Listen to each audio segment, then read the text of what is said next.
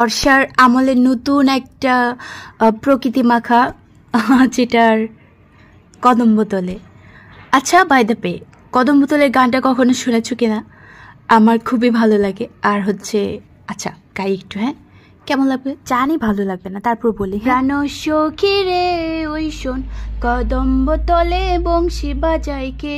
প্রাণ সখী রে ওই শোন, কদমবোতলে বংশী বাজায় কে। বংশী বাজায় কে রে সখী, বংশী বাজায় কে। আমার মাথার বেনি বদল দেব তারে আইনা দে। আমার মাথার বেনি বদল দেব তারে আইনা দে। প্রাণ সখী রে ওই শোন, কদমবোতলাই বংশী বাজায় কে। প্রাণ সখী রে। খারাপ কমেন্ট হলে লস নাই, লাভ। বাই দ্য বে ইগনোর করবেন, বাট ভয়েস খারাপ হয় না, যে বাথরুম সিঙ্গার, সো এরকমই আর কি।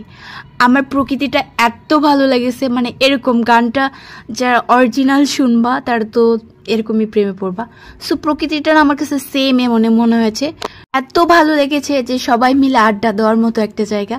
সেখানে কফি আর মেয়েদের জন্য আচার, মানে চকলেট, এই টাইপের খাবারগুলো খুবই মানে সবাই মিলে উপভোগ করার মতো।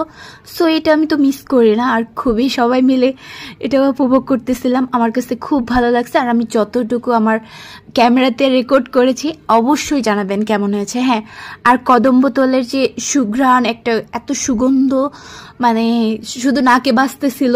আর নিচে যে ছড়িয়ে ফুলগুলো তলিয়েছিল, ওগুলো আমি অনেকগুলো জড়িয়েছিলাম, বাট দেখতে অত কি হয়নি, বাট রেকর্ড করতে পারিনি বাই দ্য বে।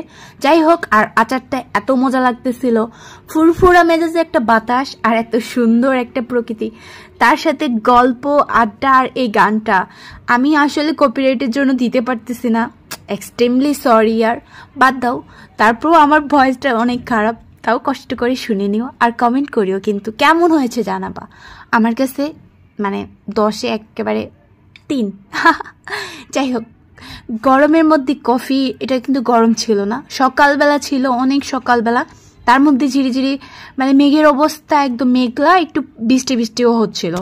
সো আমি ভাবলাম কফি পরে আনিয়েছি, মানে মনে হয়েছিল যে কফি ছাড়া জমে না, আসলে আড্ডাতে কফি লাগবে। সো আমার মতো কে কে কফি লাভার সেটাও জানাই দিও। আর শেষে কফির ট্রেটা আমি আসলে দিতে গেছিলাম। তারপর তো এই তো ছোট্টখাট্টো আমার হাঁটতেছিলাম, আসলে ওভাবে আমি আমার কতটা হাঁটতে হচ্ছিল এটা আসলে রেকর্ড করেছি, আমি দুষ্টামি করেই করছি।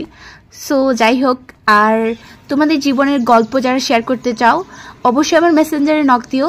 আমি আমার গল্পটা সুন্দর করে, আপনাদের গল্পটা ভিডিওর মাধ্যমে প্রকাশ করার চেষ্টা